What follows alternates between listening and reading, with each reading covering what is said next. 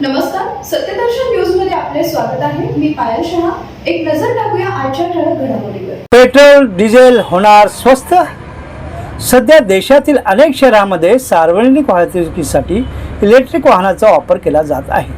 मात्र अद्याप इलेक्ट्रिक वाहनाचा वापर लांब पल्ल्याच्या प्रवासासाठीही करण्याचा प्लॅन सरकारने आखला आहे. हे मॉडेल यशस्वी ठरल्यास महामार्गावरील पेट्रोल आणि डिझेलचा वापर मोठ्या प्रमाणात कमी होऊ शकतो.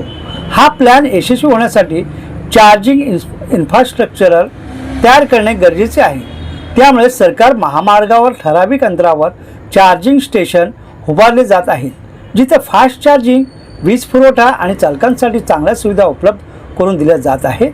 नीती आयोगाच्या अंदाजानुसार जर 2030 पर्यंत देशाने 20% इलेक्ट्रिक मोबिलिटी लक्ष्य गाठले तर सुमारे 6 कोटी वाहने पेट्रोल डिझेलऐवजी नव्या ऊर्जेवर चालू शकतील. महत्त्वाची बाब म्हणजे देशात सर्वाधिक इंधनाचा वापर ट्रक आणि बसमध्ये होतो, त्यामुळे प्रदूषणही मोठ्या प्रमाणात होते. त्यामुळे जर या जड वाहनांना इलेक्ट्रिकमध्ये रूपांतरित केले गेले तर तेलाच्या वापरात मोठी घट होऊ शकते आणि कालांतराने इंधन स्वस्त होऊ शकते.